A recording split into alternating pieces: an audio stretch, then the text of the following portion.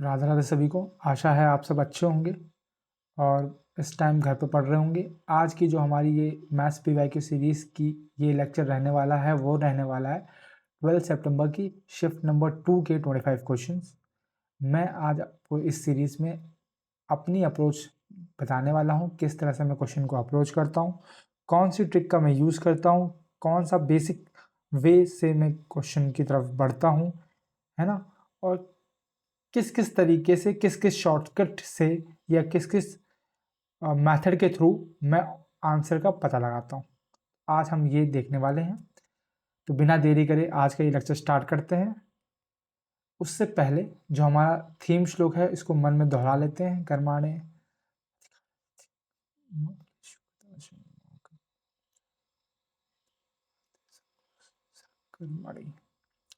ठीक है, तो बिना देरी करे बढ़ते हैं आज के पहले क्वेश्चन की तरफ, जो कि रहने वाला है ये।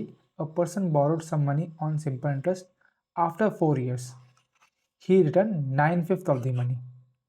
तो मान लेते जो मनी है वो पी है, प्रिंसिपल है, ठीक है। उसने कितना वापस किया? 9/5 ऑफ पी वापस किया। तो कितना कमाया? तो माइनस कर लो उसको, 4/5 पी, ठीक है। कितने साल में? 4 साल में 4/5 P.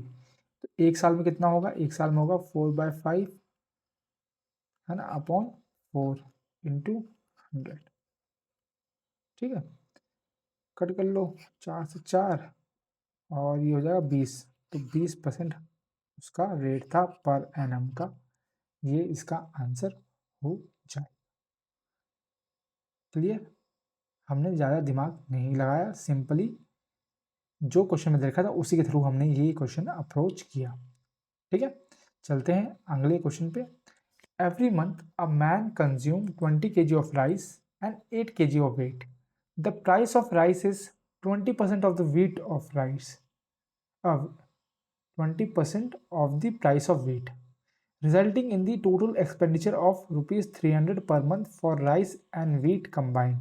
If the price of wheat is increased by 20%, what percentage reduction in rice consumption is needed to maintain the same expenditure of rupees 300? ठीक है। तो एक आदमी जो है कुछ चावल इस्तेमाल करता है और कुछ वीट इस्तेमाल करता है। चावल जो इस्तेमाल करता है 20 किलो चावल इस्तेमाल करता है और 8 किलो गेहूं इस्तेमाल करता है। बोला गया है कि द प्राइस ऑफ राइस जो है, जो चावल का प्राइस है वो 20% है वो गेहूं के प्राइस से, ठीक है। तो हम मान लेते हैं कि जो वीट का प्राइस है, वीट का जो प्राइस है, प्राइस जो है इसका है एक्स। तो राइस का कितना हो जाएगा? राइस का हो जाएगा 20% ऑफ एक्स, है ना, मतलब 1/5, मतलब कि x/5 यहीं लिख लेता हूँ मैं, ठीक है। x/5 हो गया। आगे बढ़ते हैं। उसने बोला कि टोटल एक्सपेंडिचर जो है वो 300 रुपये है पर मंथ, है ना। तो टोटल एक्सपेंडिचर कितना है? यहाँ लिख लेता हूँ, टोटल एक्सपेंस है 300 रुपये, ठीक है। ये है 300 रुपये। और टोटल एक्सपेंस होता क्या है?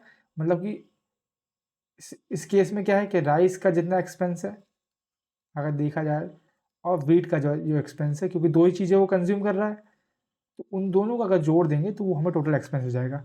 अब राइस का एक्सपेंस कैसे निकालते हैं? तो उसके लिए आपको एक फॉर्मूला पता होना चाहिए। क्या पता होना चाहिए कि एक्सपेंस जो होता है, एक्सपेंडिचर जो होता है या एक्सपेंस कह लो, वो होता है प्राइस इंटू कंजम्पशन। कितना प्राइस है और कितनी क्वांटिटी हम कंज्यूम कर रहे हैं, ठीक है। ये आप याद कर लो तो बहुत अच्छी बात है। और इस मेथड को आप उससे भी लगा सकते हैं, किससे? मुझे नाम याद नहीं आ रहा एकदम से मेथड का, ठीक है। तो अब यहाँ देख लेते हैं प्राइस कितना है। राइस का प्राइस है कितना है? x/5, अभी देखा। और क्वांटिटी कितनी है? क्वांटिटी है 20। वहीं वीट की बात करते हैं, वीट का x है और क्वांटिटी कितनी है? 8 है। तो इसको पहले सॉल्व कर लेते हैं। तो 300 equals to x/5 into 20 plus x 8x। तो ये 4x हो गया, तो ये 4x और प्लस 8x 12x हो गया। 12x equals to 300। तो x कितना आ गया? x आ गया 25। ये पहली बात। क्लियर? अब दूसरी बात पे आते हैं, आगे पढ़ते हैं। दूसरी बात उसने बोली कि अगर प्राइस ऑफ व्हीट जो है वो 20% बढ़ा दिया तो राइस कंजम्पशन में कितना कमी करें जिससे जो एक्सपेंडिचर है वो 300 ही रहे, है ना। तो मान लेते हैं कि जो राइस कंजम्पशन में हम कमी करने वाले हैं उसको हम लोग नया मान लेते हैं, उसको वाई मान लेते हैं, ठीक है। और वीट के को हमने 20% से बढ़ा दिया, मतलब 120% हो गया वो, है ना। किसका कितना है, 25 है, 25 है, 25 का 120% निकाल लो, चल 30 आ गया। अब सेम वही चीज़ लगा दो, फॉर्मूला, है ना। फॉर्मूला क्या था कि देखो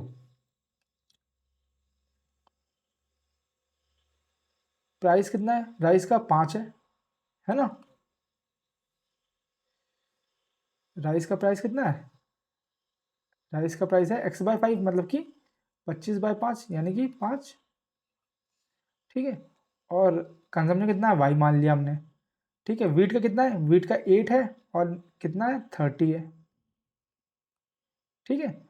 और जो टोटल एक्सपेंडिचर है वो चेंज नहीं हुआ है, वो 300 ही रहना चाहिए। तो इसको सॉल्व कर लो, 5y plus 240 equals to 300, 5y equals to 60, y equals to 12। मतलब अब जो नया राइस कंजम्पशन आया वो 12 आया। पहले कितना था, पहले कितना था, पहले कितना था राइस में, पहले था 20, 20 था पहले, अब 12 हो गया। तो कितना कम हो गया, 8 कम हो गया, कितने पे, 20 पे। तो निकाल लो, 8 पंचे 40, 40% जो है वो रिडक्शन हो गया। क्लियर। तो इस तरह से हमने सॉल्व किया। एक बार मैं वापस आपको इसको दोहरा देता हूँ समझाने के लिए। देखो, एक आदमी जो है वो 20 किलो राइस जो है वो इस्तेमाल करता है और 8 किलो व्हीट इस्तेमाल करता है, मतलब खाता है, वही है इस्तेमाल करने का मतलब कंज्यूम करता है। बोला गया कि प्राइस ऑफ राइस जो है वो 20% है वीट की, तो 20 की प्राइस हमने एक्स मान ली। तो राइस की क्या हो गई, 20% ऑफ एक्स, मतलब कि 20/100/x कट कर लिया, x/5 आ गया। आगे बढ़ते हैं। Resulting in total expenditure of 300, 300 का टोटल एक्सपेंडिचर है। 300 का टोटल एक्सपेंडिचर का मतलब क्या है कि राइट और 20 का दोनों एक्सपेंडिचर मिला के जो है वो 300 है, ठीक है। वही हमने लिया। हमें पता है कि राइस एक्सपेंस का फॉर्मूला क्या होता है, प्राइस इनटू कंजम्पशन। तो राइस का प्राइस कितना है, राइस का प्राइस है x/5, ये रहा, वो हमने यहाँ पे लिख लिया। और कंजम कितना किया है, 20 किलो कंजम किया है, तो वो यहाँ लिख लिया। सेम वीट है, वीट हमने कितना कंज्यूम किया, 8 किया, और उसका प्राइस कितना है, एक्स, जो हमने माना है।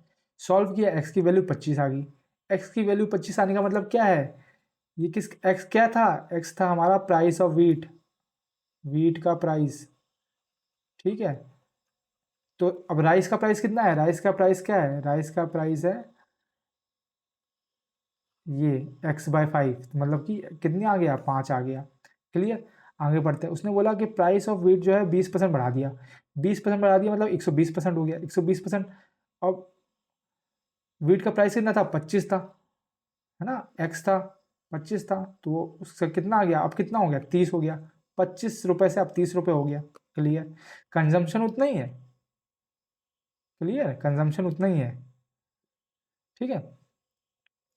व्हीट का कंजम्पशन उतना ही है।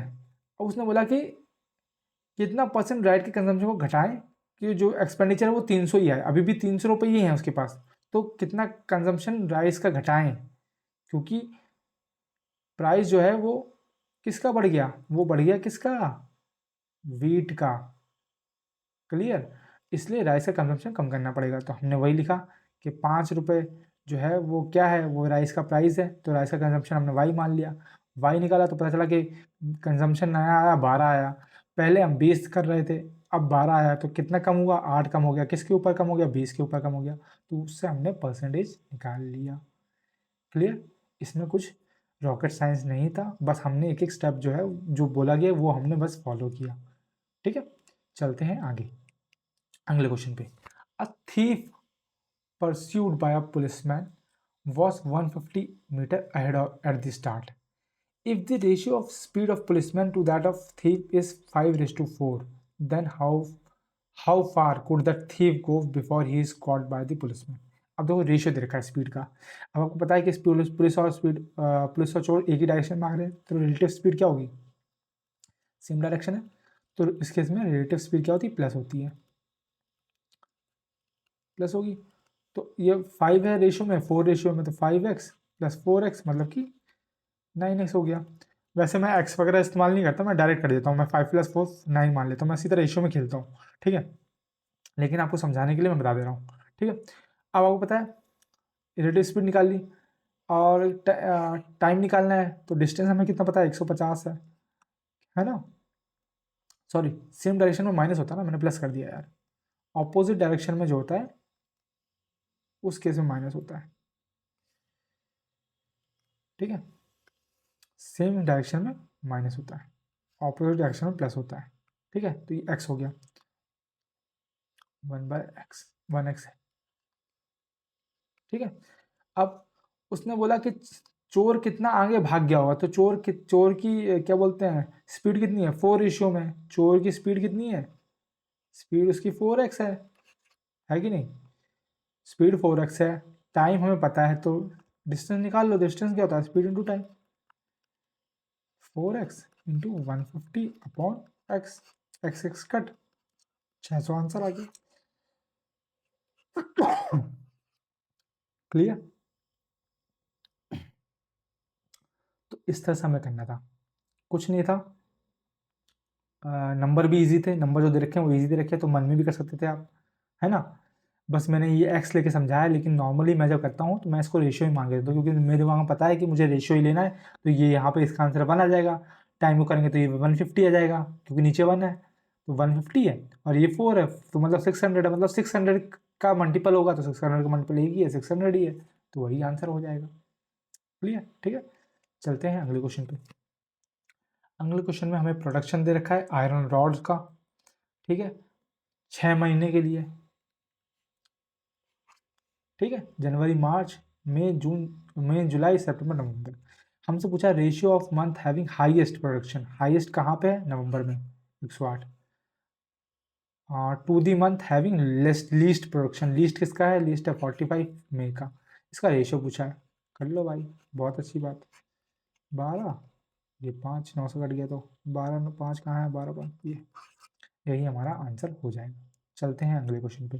अगला क्वेश्चन सिंप्लीफाई बोलता है, सॉल्व करने के लिए बोलता है, तो उसमें क्या करते हैं हम, मैंने आपको बता रखा है बॉडमास का नियम फॉलो करना है, और कुछ नहीं फॉलो करना है, सिर्फ बॉडमास के नियम से आप कर सकते हैं। पहले ब्रैकेट, तो ब्रैकेट देख लो, ये कितना हो जाएगा, 4 हो जाएगा, ठीक है। फिर इसके बाद ऑफ आता है, तो ऑफ देख लो, 4 इंटू हाफ मतलब ये 2 आ जाएगा, ठीक है। और लिख लेता हूँ मैं यहाँ पे, 4 हो गया, ये स्क्वायर है तो 4 का square divide by 2 into 8 minus 1, पहले डिवाइड आता तो पहले डिवाइड करते थे, 16 का डिवाइड बाय 2 8 आ गया, 8 into 8 minus 1 64 minus 1 63 answer. Clear, इस तरह से हमें ये अप्रोच करना था। चलते हैं आगे। Find the area of sector with arc length of 44 metre centimetre, ठीक है, with subtended angle of 30 degree. अब आपको पता है, क्या पता है, मैंने आपको फॉर्मूला बता रखा है एरिया ऑफ सेक्टर, मैं यहाँ पे लिख देता हूँ। एरिया ऑफ सेक्टर क्या होता है, एरिया ऑफ सेक्टर होता है पाई आर स्क्वायर थीटा अपॉन 360, और लेंथ ऑफ आर्क होती है, लेंथ ऑफ आर्क होती है 2 पाई आर थीटा अपॉन 360, ठीक है। ले इतना हमने देख रखा है। उसके बाद ऐसे क्वेश्चन में जहाँ हम लोग, क्योंकि मैं जो नॉर्मली क्या करता हूँ, मैं पाई की वैल्यू 22/7 मानता हूँ कि हमें यू यूज़ करनी है, तो मैं 11 का मल्टीपल से डिविजिबिलिटी टेस्ट लगा के सॉल्व कर लेता हूँ, वो एक बार हम चेक कर लेते हैं, ठीक है। 9 12 12 माइनस 9 3 आएगा, 3 डिविजिबल नहीं होता, बिल्कुल सही है। और 9 9 माइनस 9 0 0 होता है, ये बिल्कुल सही, ये ऑप्शन, ये आंसर हो सकता है। 8 1 5 16 माइनस 5 16 माइनस 5 11, ये भी एक ऑप्शन हो सकता है। 9 12 माइनस 3 3, ये ऑप्शन नहीं, मतलब हमें पता लग गया कि इन दोनों ऑप्शन, ये दो ऑप्शन नहीं है, इन दोनों ऑप्शन में से कोई एक है, ठीक है, और वही निकालना है। उसके लिए हम फॉर्मूला यूज़ कर लेंगे, अगर अगर यहीं पे आंसर मिल जाता तो मैं यहीं पे इसको ऑप्शन को टिक करके आगे बढ़ जाता, ठीक है। अब लेकिन हमें पता नहीं है तो हम फॉर्मूला लगाएंगे। अब एरिया ऑफ सेक्टर दे रखा है, पहले लेंथ दे रखी है, आगे लेंथ दे रखी है, कितनी दे रखी है 44, तो मतलब 2 pi r theta upon 360 equals to 44 दे रखा है।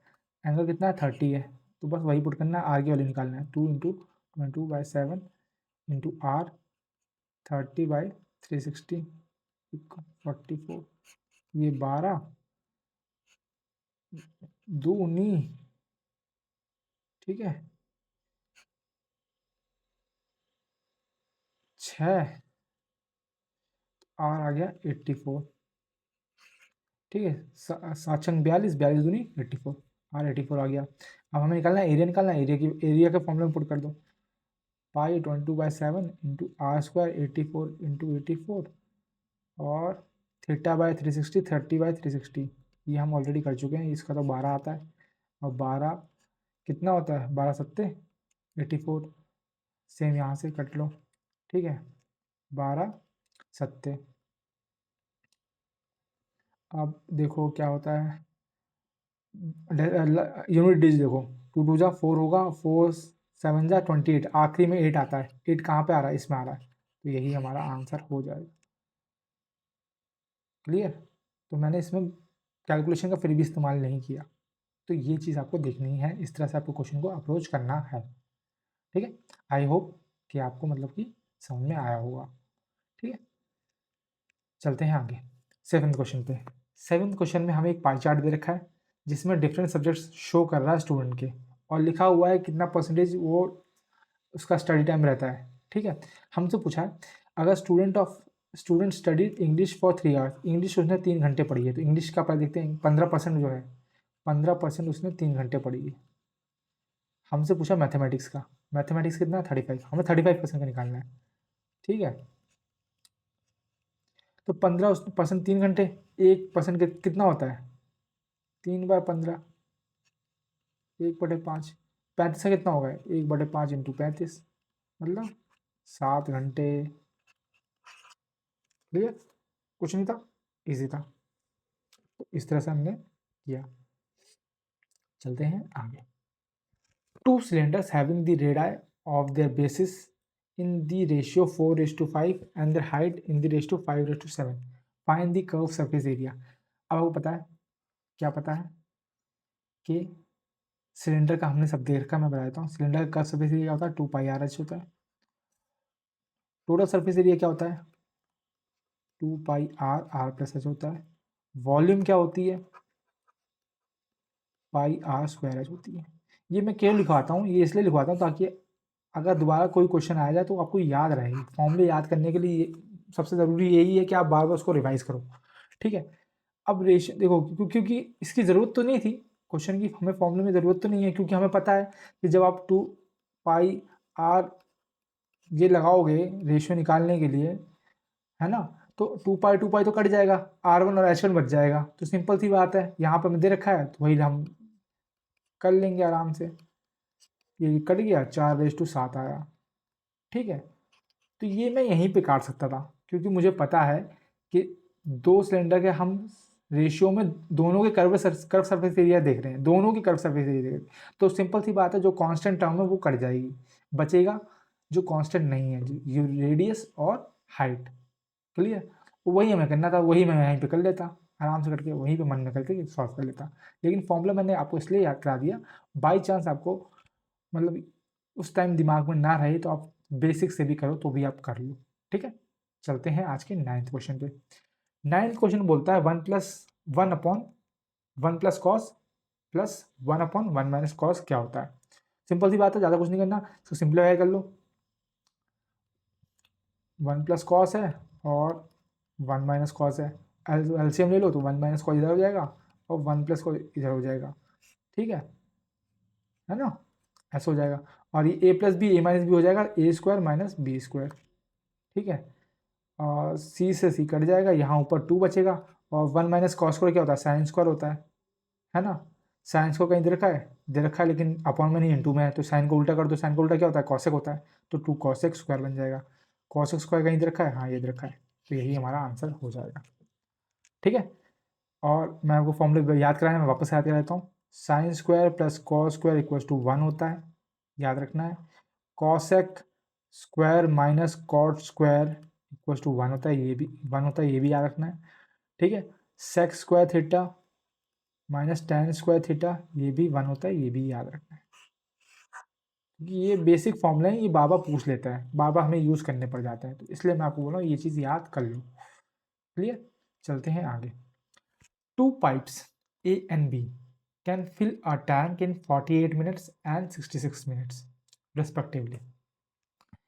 If both the pipe are open simultaneously, then after how many minutes should pipe B be closed so that the tank get filled in 32 minutes?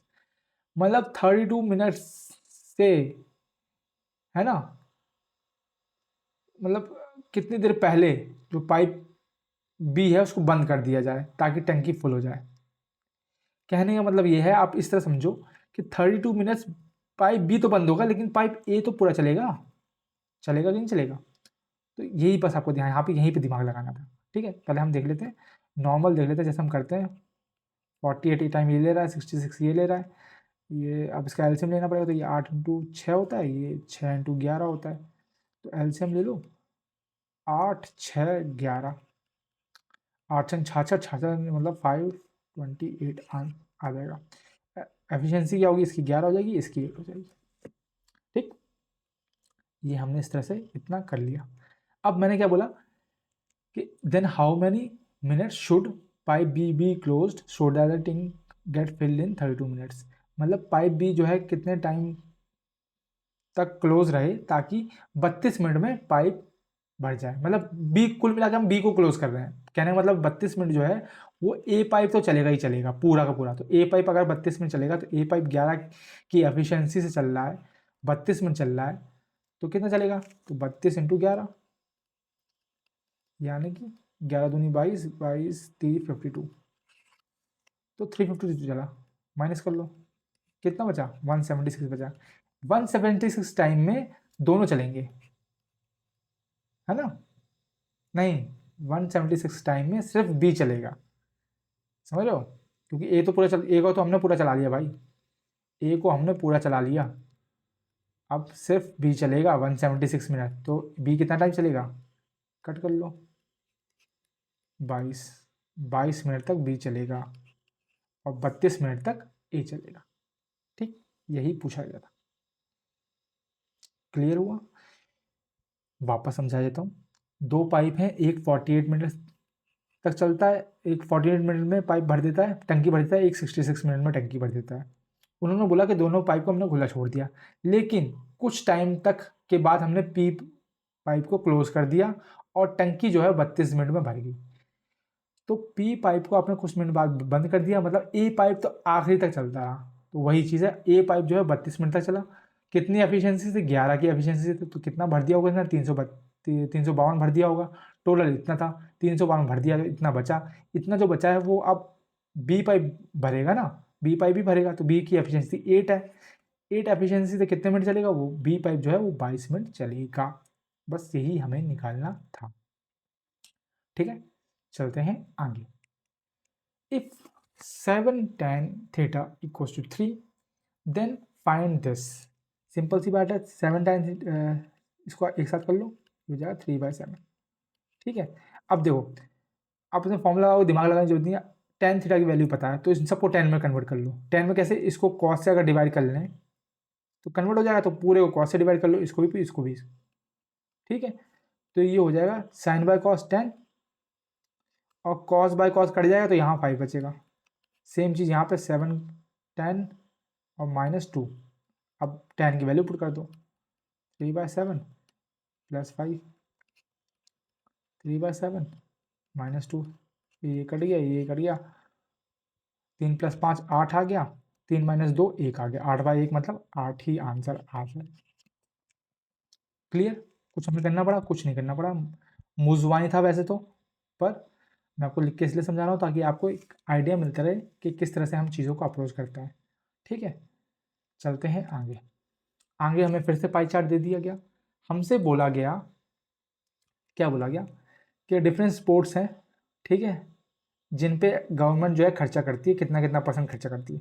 If total amount spend on tennis and football, tennis और football पे total जो खर्चा है वो है इतना, तो हमें पूरे का निकालना है कि पूरे में कितना खर्च किया। पूरा कितना है, 15, 22, 17, 14, 10, 11,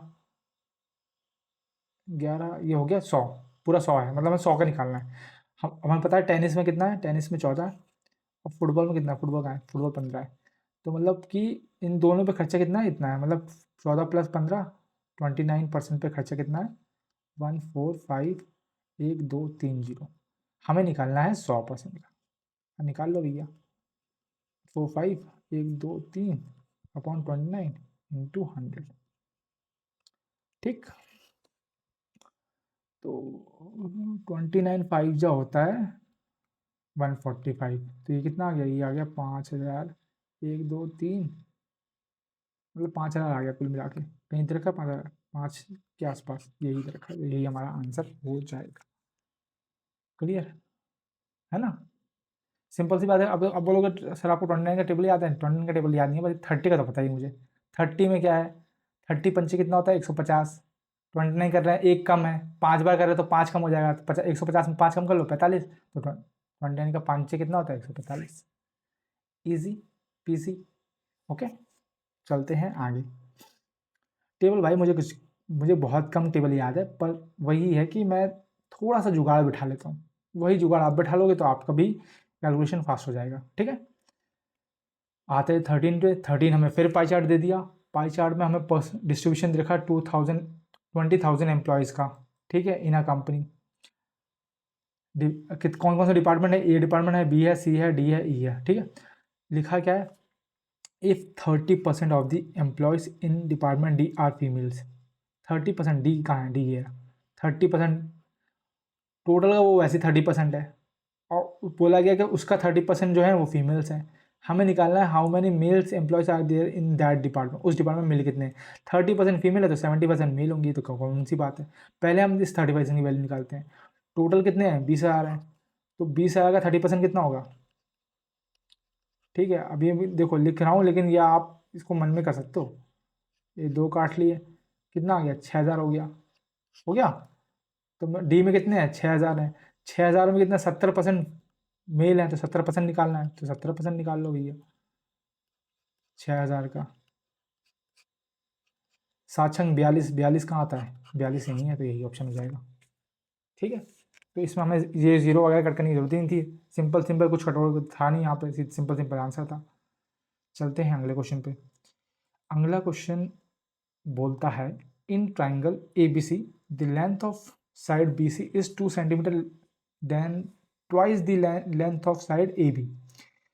the length of side A C exceed the length of side A B by 10 centimetre. मतलब बार बार ए बी से हम कंपेयर कर रहे हैं, तो ए बी को हम मान लेते हैं क्या, एक्स। ए बी को अगर हम एक्स मान लेते हैं, तो बी सी कितना है, बी सी है 2 centimetre less than the twice of length, तो बी सी है 2 ट्वाइस ऑफ एक्स से 2 कम। और ए सी जो है वो एक्सीड करता है, मतलब ज़्यादा है 10 सेंटीमीटर से। ए सी जो है वो एक्सीड करता है 10 सेंटीमीटर, 10 सेंटीमीटर ज़्यादा है। द पेरीमीटर ऑफ ट्राइंगल देखा 40, पेरीमीटर मतलब क्या, तीनों साइड का सम जो है वो 40 है। A B plus B C plus A C कितना दे रखा है, 40 दे रखा है। बस हो गया। Determine the length of smallest side, तो स्मॉलेस्ट साइड कौन सी है भाई, देखो स्मॉलेस्ट तो यही है ना, ए बी। देखो ए बी का दुगना करो, -2 करो तब भी वो ए बी से बड़ी होगी, ए बी में 10 प्लस करो तो भी वो ए बी से बड़ी होगी, तो स्मॉलेस्ट कौन सी होगी, ए बी। मतलब ए बी हमें निकालना है, बस फटाफट पुट कर दो, निकाल लो। X plus 2x-2 plus x+10 equals to 40।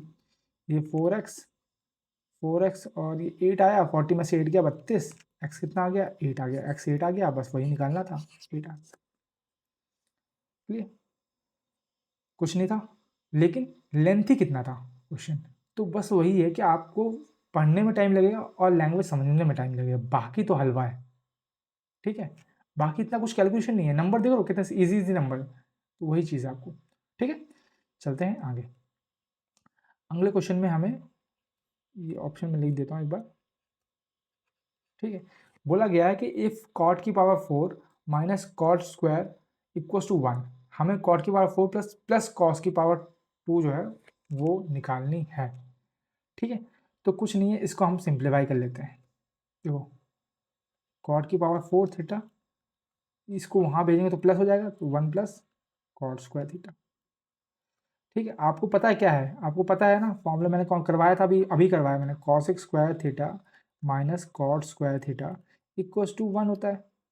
ठीक है, इसको उधर भेजो तो ये कॉस स्क्वायर थीटा क्या हो जाएगा, ये हो जाएगा 1 प्लस कॉट स्क्वायर थीटा। दिख रहा है, ये भी सेम ही है, तो ये क्या हो गया, ये हो गया cot 4 theta equals to cosec square theta, है ना। अब कॉट स्क्वायर क्या होता है, वो होता है कॉस अपॉन साइन होता है, और कॉसेक क्या होता है, साइन होता है, 1 बाय साइन स्क्वायर। स्क्वायर से 4 कट गया तो ये पावर 2 बचा यहाँ पे, है ना। इसको उधर भेजा तो आ गया cos 4 theta equals to sine square theta, इतना आ गया। बस इतना आने के बाद यहीं लिखना था, कॉस 4 थीटा को साइन स्क्वायर थीटा बोला गया, तो कॉस 4 थीटा की जगह हम साइन स्क्वायर थीटा लिख देंगे। Sign square theta plus cos square theta क्या होता है, वो होता है 1, वही हमारा आंसर हो जाएगा। ठीक है, कुछ हार्ड नहीं था, बस सिंप्लीफिकेशन करना था। ठीक है, तो इतना इसमें मतलब कि क्वेश्चन वो आपको इसी हिसाब से देते हैं जिसमें आप इजीली सॉल्व कर सको, बस आपको सिंप्लीफाई करना था और कुछ यहाँ पर दिमाग नहीं लगाना था। ठीक है, चलते हैं आगे 16 क्वेश्चन पे। The average of square of first 46 natural number is. तो भाई आपको ना नेचुरल नंबर के एवरेज और सम एवरेज ऑफ स्क्वायर का फॉर्मूला पता होना चाहिए। ठीक है, तो एवरेज ऑफ स्क्वायर्स का जो फॉर्मूला है नेचुरल नंबर का वो होता है n n plus 1 2n plus 1 upon 6n। ये फॉर्मूला होता है, ये फॉर्मूला आप कर लो याद, इसको रट लो। रटा नहीं जाएगा तो आप इसको लिखते रहो जब तक दिमाग में खुश ना जाए, या फिर 10-12 क्वेश्चन इस फॉर्मूले से कर लो आप। ठीक है, यहाँ पे फर्स्ट 46 दे रखा है, आप फर्स्ट 96 मान लो, फर्स्ट 76 मान लो, इस तरह से आप मतलब कि 10-5 क्वेश्चन करो तो आपको फॉर्मूला याद हो जाएगा।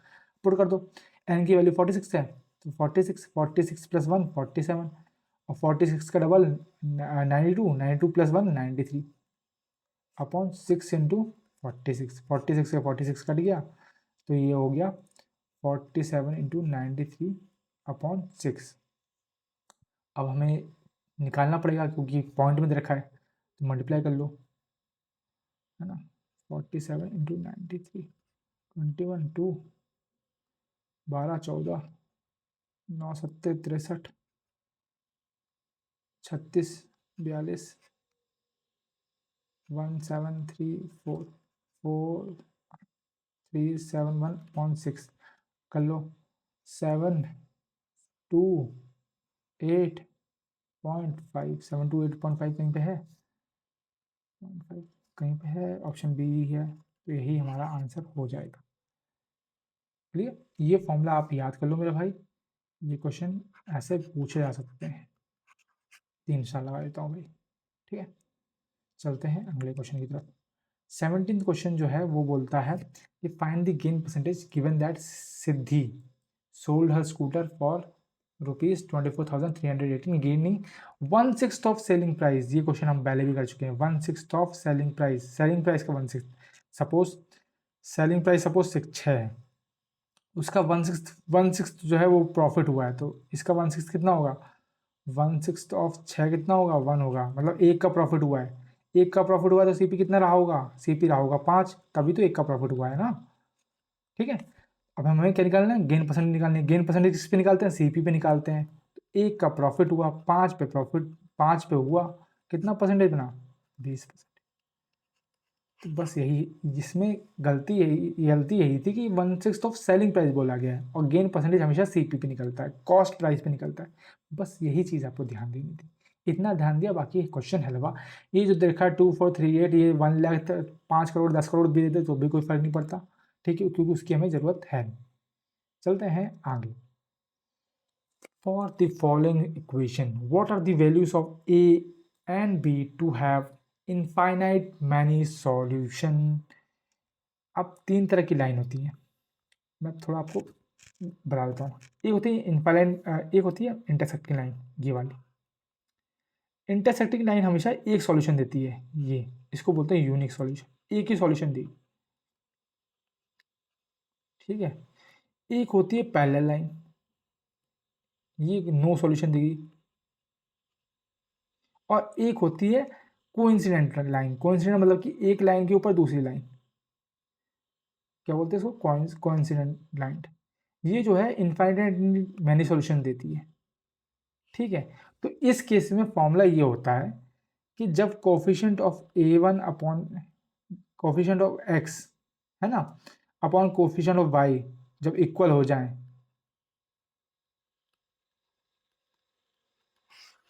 तब जो लाइन है वो इनफाइनाइट बनेगी। यूनिक सॉल्यूशन में क्या है, ये इक्वल नहीं होंगे, ठीक है। नो सॉल्यूशन में क्या है,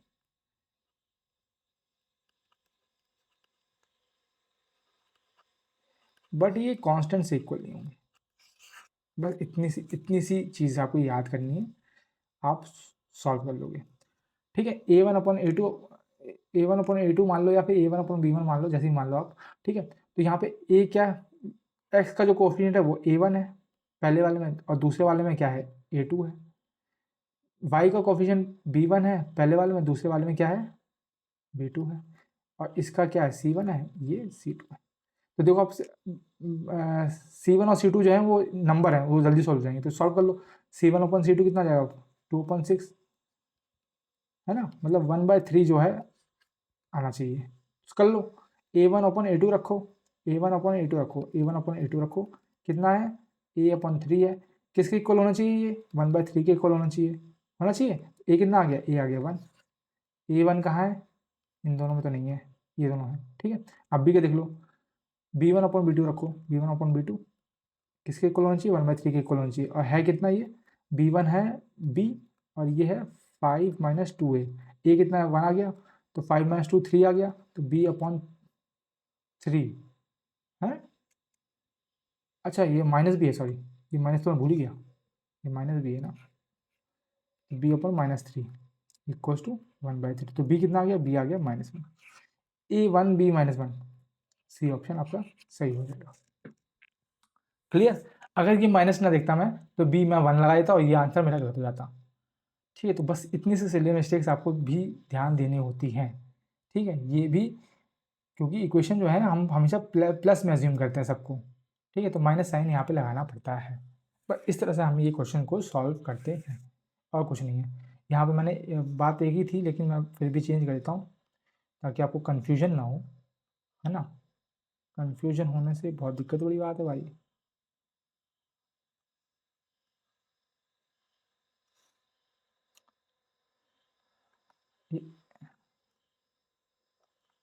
A1/A2 है और B1/B2 है, सेम चीज़ यहाँ पे A1/A2, B1/B2, बात एक ही है। B1 यहाँ पे आ जाएगा, A2 वहाँ पे पहुँच जाएगा, तब भी वही सेम हो जाएगा, लेकिन कोई बात नहीं, फिर भी बता, इससे आसानी रहेगी, है ना। सिंपल वे में ज़्यादा कन्फ्यूजन नहीं होती। चलते हैं अपने 19th क्वेश्चन पे। 19th क्वेश्चन बोलता है which of the following number is not divisible by 11। 11 का डिविजिबिलिटी टेस्ट पूछा है, और हम ये क्वेश्चन अब तक इस सीरीज में कितनी बार कर चुके हैं, बहुत बार लगा चुके हैं। वही सेम चीज़, ऑड प्लेसेस वाले नंबर को इवन प्लेस वाले नंबर को ऑड से माइनस कर दो, वही है 9 + 1 10, 15, 15 - 4, 15 - 4 11, मतलब यही डिविजल होता है, नॉट डिविजल पूछा है। 5 × 4 = 9, 9 - 9 0, ये भी डिविजल होता है। 1 + 2, 1 + 8 9, 9 × 4 13, है ना। और 2 + 0 0, 2 + 1 3, 3 13 - 3 10, 10 नहीं होता भाई, तो यही हमारा आंसर हो जाएगा। वैसे हम एक लास्ट वाला भी चेक कर लेते हैं, 9 13, 13 - 2 11, ये डिविजल होता है, तो आंसर सी हमारा ऑप्शन हो जाएगा। क्लियर। अभी भी बोल रहा हूँ, डिविजिबिलिटी टेस्ट भाई याद कर लो, 7 का, 9 का और 11 का, ठीक है। इनका डिविजिबिलिटी टेस्ट आप याद कर लो ताकि दिक्कत ना हो। क्लियर। चलते हैं आगे। बोला गया है m+n जो है वो 24 दे रखा है, m-16 की क्यूब प्लस n-8 का क्यूब निकाल लो। अब देखो, अब मुझे भैया क्यूब तो याद नहीं है, और क्यूब करूँगा तो मैं बहुत लंबा प्रोसेस हो जाएगा, तो मैं क्या करूँ, मैं भैया हमें पता है m+n 24 है, तो मैं m को कुछ मान लेता हूँ, n निकल आएगा, तो m को मान लिया 20, n 4 कितना निकल आया, 4 निकल आया, लगा दो यहाँ पे, है ना। 20 - 16 क्यूब कितना होता है, 4 का क्यूब, प्लस n-8, n-8 मतलब कितना होता है, 4 - 8 मतलब -4, -4 का क्यूब, है ना, -4 का क्यूब, इसका जो क्यूब आएगा सेम आएगा, और -4 का क्यूब जो आएगा वो माइनस में आएगा, तो मतलब ये इस तरह बन जाएगा, तो इसका आंसर कितना आ जाएगा, 0 आ जाएगा। मतलब 4 का क्यूब कितना होता है, 64 होता है भाई, -4 का क्यूब भी कितना 64 होगा, लेकिन माइनस का आएगा, समझ रहे हो, इसलिए आंसर क्या आ जाएगा, 0 आ जाएगा। ज़्यादा मैंने दिमाग खर्च नहीं किया, ठीक है। अब ये आपने बोला कि अपने 20+4 ले लिया, भाई तुम 18+6 ले लो, 18 और 6 ले लो, उससे लगा लो, ज़्यादा दिक्कत है, 16 और 8 ले लो, कुछ भी ले लो भाई, कोई भी वैल्यू ले लो आप, ठीक है। तो इस तरह से आप कर सकते हैं। Next question, in triangle D E F the bisector of angle D intersect side E F at point N, ठीक है। पहले डायग्राम बना लेते हैं एक बार, डायग्राम से चलेंगे तो दिक्कत नहीं होगी। ये समोसा की तरह मेरा बन रहा है, और मुझे लग रही है सुबह सुबह भूख, बताओ कैसे होगा, कैसे होगा, छुट्टी कैसे, ठीक है। इसने बोला कि एंगल डी बाइसेक्टर, मतलब कि ये एंगल और ये एंगल इक्वल बता दिया इसने, ठीक है, एंगल बाइसेक्टर हो गए। फिर डी ई बोला 36 है, डी 36 मान लिया हमने, डी एफ 40 है, ये भी मान लिया भैया, और ई एफ जो है इसने 38 बोला, हमने ये भी मान लिया। हमसे पूछा एन एफ, हमसे ये पूछा उसने, ये, अब इसको मैं लिख लेता हूँ, इसको मान लेता हूँ एक्स, क्लियर। अब देखो, अगर आपको एंगल बाइसेक्टर थ्योरम पता है तो ये क्वेश्चन आपके लिए हलवा है।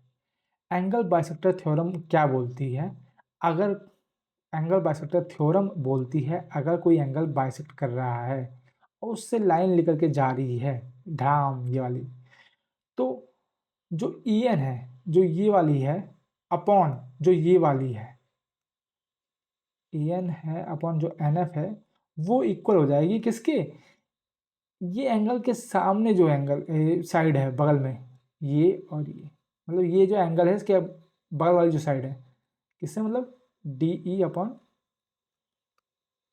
डी एफ, बस हलवा था।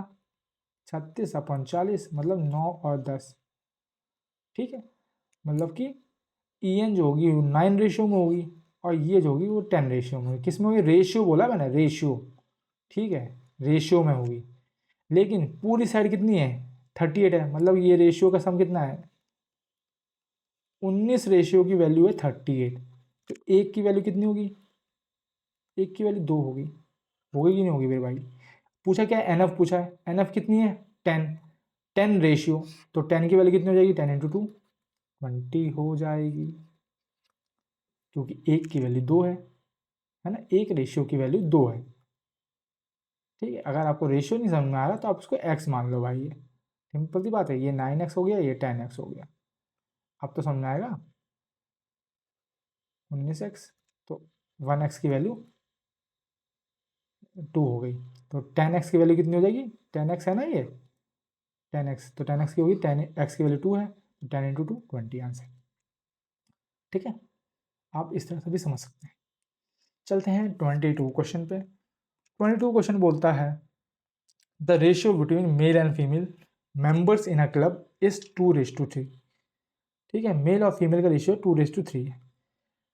If the number of male member is increase by 200, male member को बढ़ाया है, एंड द रेशियो बिकम 5 और 6, मतलब 2:3 था मेल और फीमेल का, वो 5:6 हो गया, सिर्फ मेल मेंबर को बढ़ाया, फीमेल को नहीं बढ़ाया, ध्यान रखना, ठीक है। तो अब उसको लिख लेते हैं हम, हमें निकालना है फीमेल मेंबर कितनी है, तो मेल और फीमेल, मेल रेशियो क्या था, 2:3 था, अब वो हो गया 5:6।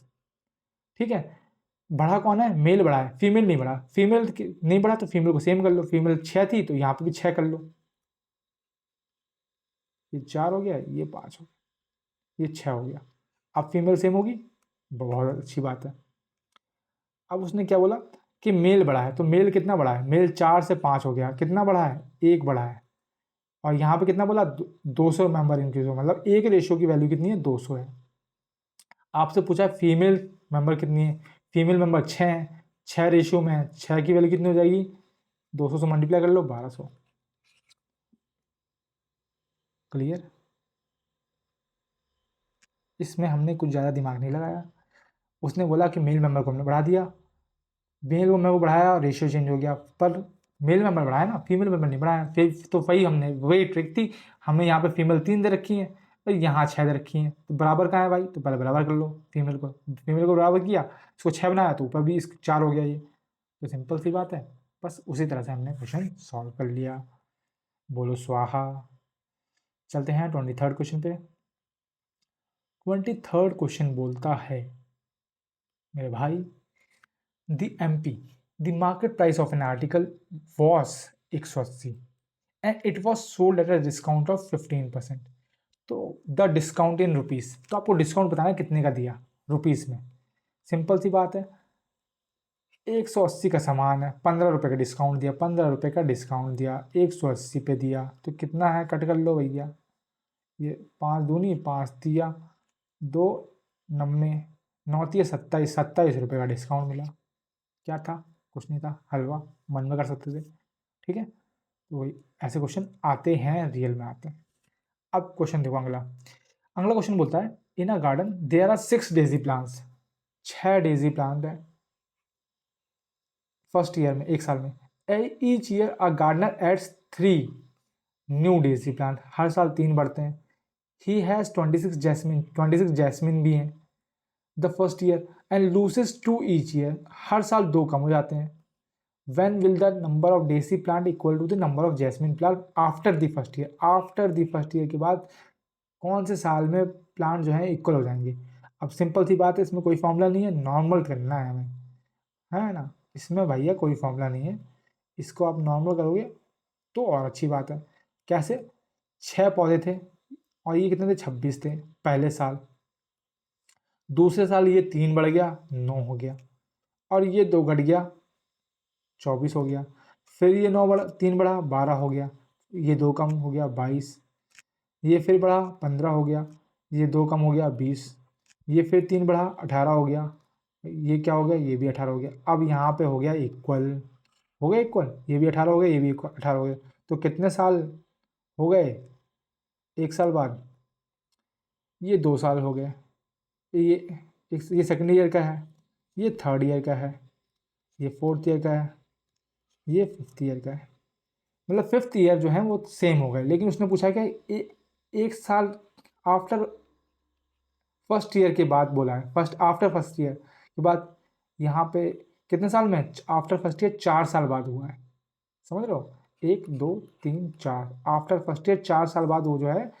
इक्वल हो गए, तो वही हमारा आंसर है। बस ये चीज़, ये लाइन आपको देखनी थी, आफ्टर द फर्स्ट ईयर पूछा है कि आफ्टर द फर्स्ट ईयर जो है कितने साल के बाद वो जो है सेम क्वांटिटी में पहुंच जाएंगे।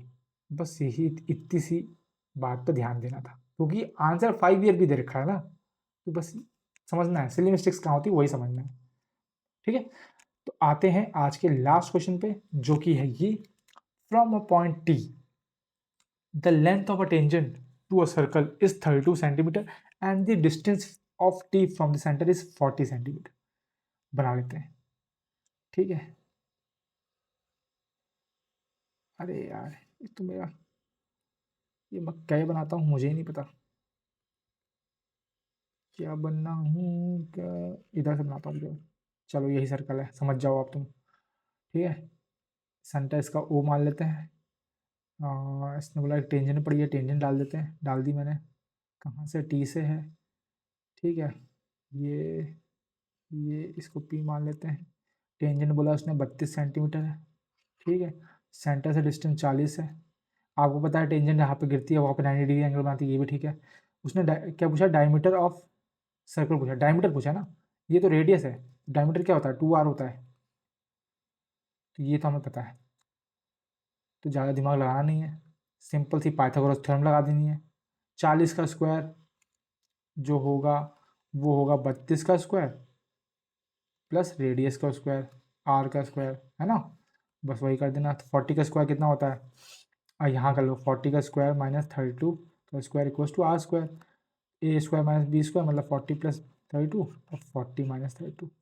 ज़्यादा दिमाग में खर्च करता नहीं भाई, स्क्वायर करने बैठ जाऊँ तो ये हो जाएगा 72 into 8 equals to r square. तो आर कितना हो जाएगा, 72 होता है 12 इंटू 6, 8 होता है 4 इंटू 2,